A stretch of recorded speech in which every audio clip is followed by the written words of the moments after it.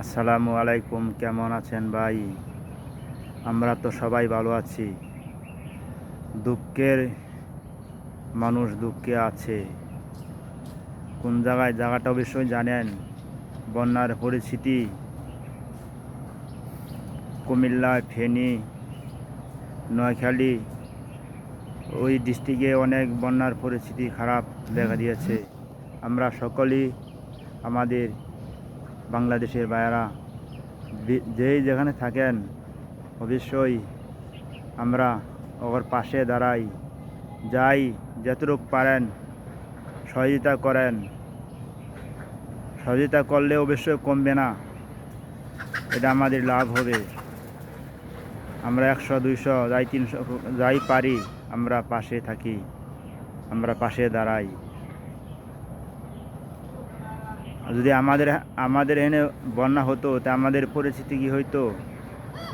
ওই বাইগর লাহানায় পরিস্থিতি হইতো। আমরা চাই না। আমরা যারা বন্যায় কষ্টতে আছে আমরা তাদের পাশে থাকি। আমাদের গার্মেন্টসে হাজার হাজার লোক চাকরি করে। যে কোনো একজনের সাথে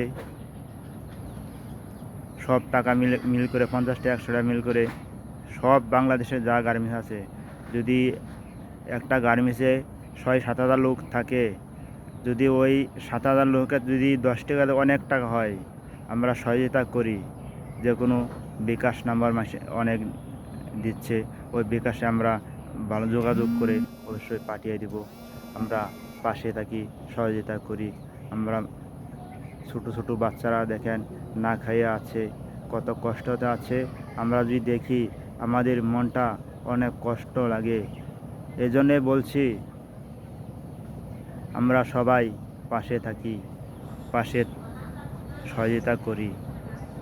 আমার প্রবাসী ভাইয়েরা, আপনারা সকলেই ওই বন্যার পরিস্থিতি ক্ষতিগ্রস্ত আমাদের ভাইয়ের পাশে আমরা দাঁড়াই।